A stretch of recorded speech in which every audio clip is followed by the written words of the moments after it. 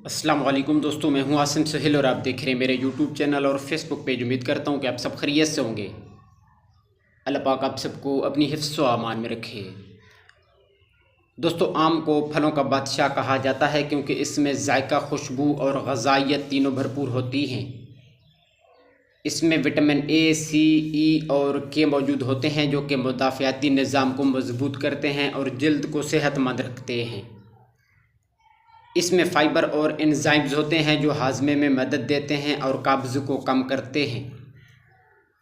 इसके अलावा beta carotene और विटामिन ए की मौजूदगी नज़र को तेज़ करती है और आँखों की खुश्की को भी कम करते हैं।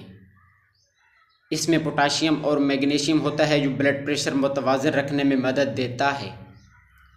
ये एंटीऑक्सीडेंट का ख़जाना है जो फ्री रेडिकल्स को कम करके कैंसर और बुढ़ापे की इलामात को कम करता है। इसके साथ साथ इसमें मौजूद ग्लूकोज, फ्रक्टोज और सुक्रोज फ़ौरन आपको एनर्जी फराहम करते हैं। इसके नुकसानात और एहतियात की बात करें तो इससे शुगर लेवल बढ़ सकता है। आम में कुदरती शुगर ज़्यादा होती है, इसलिए ज़ियाबितस के मरीज़ एतदाल में ले सकते हैं।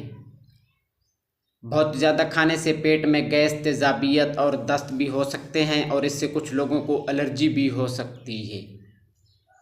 दोस्तों, रोज़ाना आप 2 आम ले सकते हैं क्योंकि इसका मिजाज गर्म होता है, इसलिए इसे एतदाल में और कम मिकदार में लेना बेहतर होता है।